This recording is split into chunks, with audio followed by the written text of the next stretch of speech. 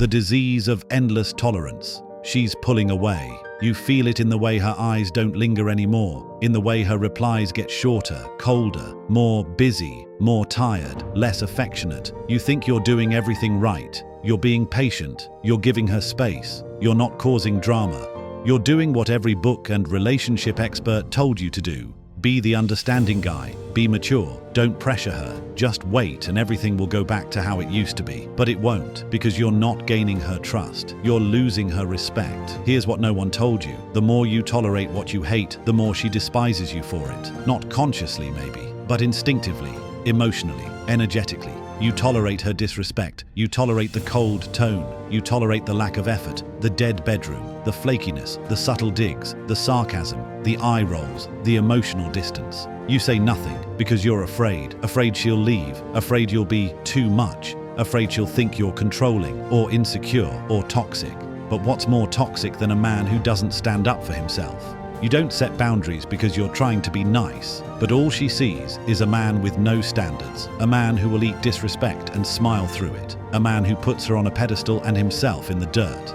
And here's the thing about women. They test you constantly, even subconsciously. They want to know where the edge is. They want to feel your backbone. They want to know there's a man in front of them, not a doormat dressed in cologne. When you fail that test, not once, but every day, she starts to disconnect. And no, she won't tell you directly. She won't sit you down and say, "Hey, I'm losing attraction for you because you let me walk all over you." She'll just drift, little by little, until one day you wake up next to a stranger, or worse, alone, wondering what the hell happened. What happened is simple. You traded your edge for peace. You gave up your power to avoid discomfort. You thought tolerance was strength, when in reality, it was submission. There's a massive difference between being emotionally grounded and being emotionally neutered. A grounded man doesn't tolerate everything. He just chooses his battles. A neutered man avoids all battles and calls it maturity. Women don't want men who avoid conflict. They want men who can hold tension, who can look them in the eye and say, "Don't speak to me like that. Don't cross that line. I love you, but I'm not tolerating this." And here's the twist. When you finally say those words, she doesn't run. She leans in, because deep down, she's starving for direction, for leadership, for containment. Your tolerance is not noble.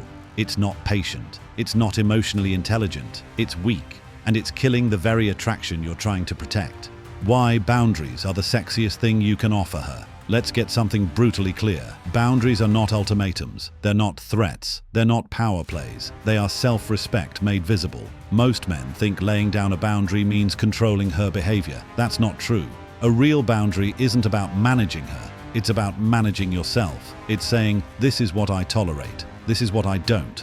Cross this line and I walk. Not because you want to punish her, but because you refuse to betray yourself. Again, because every time you swallowed her disrespect, every time you let the snarky comments slide, every time you stayed silent when something burned in your chest, you weren't keeping the peace. You were burying your own spine. And guess what? She felt it. Women have a sixth sense for when a man is out of integrity with himself. They can smell your discomfort, your inner collapse, your fake smile when you're hurting, and it repels them. You want to know what makes a woman feel safe? It's not gifts, it's not compliments, it's not how much you care. It's your edge, your boundary, your ability to look her dead in the eyes and calmly say, "No, that doesn't fly with me." Do you know what she thinks when you do that? Finally, a man who leads himself. Finally, a man I can trust. Finally, a man who can contain me when I'm chaotic. Because the feminine, her emotions, her storms, her wild side, it's all chaos. And chaos does not respect weakness. It only submits to a greater force, a still, grounded, unshakable masculine presence. And you don't develop that by being passive. You develop it by drawing lines in the sand and enforcing them with your actions. Here's the thing, women push buttons to see if they still work. Not because they're evil, but because they want to feel your depth. They want to feel the power behind your calm voice, the tension you can hold when they're emotional, the fire behind your eyes that says, "I won't crumble just to keep you happy." She wants to know you won't sell your soul to avoid her disapproval. Because here's a truth no one wants to admit. A man who betrays himself will eventually betray her too.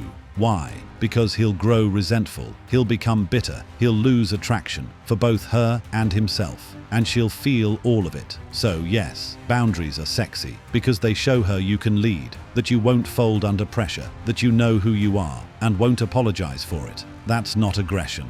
That's not domination. That's masculine integrity. And she will test it over and over, not to break you, but to feel safe knowing she can't. So stop tolerating what drains you. Start drawing boundaries that protect your soul, because the moment you do, she'll stop testing, she'll start trusting, and the distance you feel now, it will close, not through weakness or appeasement, but through your strength. Your silence is loud. How? Avoiding. Hard conversations kills desire. Let's talk about the conversations you avoid, the ones where your throat tightens, where your heartbeat starts pounding, where you feel the weight in your chest, but instead, you stay silent. You think you're being smart. You think you're preserving the relationship. You think that by not rocking the boat, things will settle on their own. But silence is not neutral. Silence is noise. It screams weakness. It screams fear. It screams, I'd rather avoid truth than risk tension. And women hear it loud and clear, not in words, but in energy. Every time you don't speak, every time you pretend something didn't bother you, every time you let something slide for the sake of keeping her comfortable, you chip away at the very thing that made her feel drawn to you in the first place, your truth. Understand this, attraction is emotional, it's primal, and no woman stays emotionally connected to a man who can't express his truth with calm power. Let me ask you, have you ever laid next to her in bed, knowing something was wrong, and said nothing? Have you ever wanted to say, that felt disrespectful, and instead bit your tongue? Have you ever avoided bringing up a concern because you didn't want to seem insecure? That's the rot. That's the silent erosion of trust, of leadership, of masculine presence. Because the man who avoids truth is the man she can't fully relax around. She doesn't know what you stand for. She doesn't know where the line is. She doesn't feel led. She feels like she's leading. And let me be brutally honest, no woman wants to lead a man. She might say she does, she might try, but she will hate it, and she will resent you for putting her in that position. Your silence doesn't create harmony, it creates confusion. She starts questioning herself. She feels unseen, unmet, unheld, and in that vacuum, desire dies. Not because of one thing you did, but because of everything you didn't say. Now, I'm not saying start yelling. I'm not saying overexpress every little emotion like a child, but I am saying if you don't bring your truth into the space, someone else eventually will. And if that someone else is a man who knows who he is, speaks with grounded calm, and doesn't flinch from honesty, she will feel more connection in a 5-minute conversation with him than she's felt in months with you. That's how fast you can lose her. You don't need to be perfect. You just need to be present and real. Stop walking on eggshells. Stop hoping she'll just get it. Stop putting off the conversations that could save the relationship, or at least save your dignity. Speak now. Lead now. Say the thing you're afraid to say, because that fear is the exact proof that it needs to be said. And if she walks away because you told the truth, then you never had her in the first place. But if she stays closer, because for the first time in a long time, she feels a man in the room. The return of the edge, how to reignite her desire through strength. It's not too late. You may think it is. You may believe she's already written you off, emotionally checked out, eyes glazed over, barely holding on. But understand this, women don't fall out of love because of one big moment. They fall out of love gradually, one silent disappointment at a time. And just as they fall away from weakness, they are drawn back, almost magnetically, to strength. Not the loud kind, not the fake performative alpha bark, but true inner gravity, the kind that walks into the room and doesn't seek approval, the kind that speaks when it's time and says what's real, the kind that would rather be respected than just liked. Let's break something open here. If you've lost her respect, there's still a path back, but it won't be through begging. It won't be through roses and long texts. It won't be through saying, I'll change, or asking, what can I do? It starts with changing yourself, not for her, but for you. Because this isn't just about her. It's about the man you've become while chasing her attention. It's about the version of yourself you betrayed in the process. It's about the fact that you've tolerated too much, not just from her, but from yourself. You've tolerated your own excuses. You've tolerated your laziness. You've tolerated being unseen, unheard, and uncentered. That ends now. You want her to feel something again. You want the fire back. You want her to look at you with desire instead of duty. Then stop tolerating mediocrity in every part of your life. Hit the gym, clean your space, speak up when it's hard, stop chasing, start leading.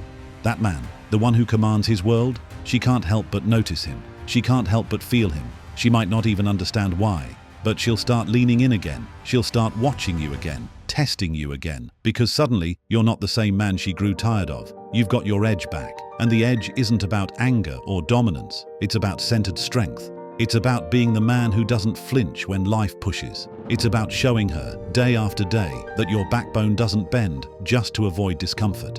You don't need to win her over. You need to win yourself back. That's what reignites attraction. That's what creates desire. Not more words, not more gifts, but a man on a mission. And maybe, just maybe, she'll see that man and think, damn, I forgot who I was dealing with. And even if she doesn't, even if she never comes back, you will. You'll come back to life. You'll come back to purpose. You'll come back to being the kind of man who never begs for attention because he commands respect. That's who you were meant to be, and it starts now.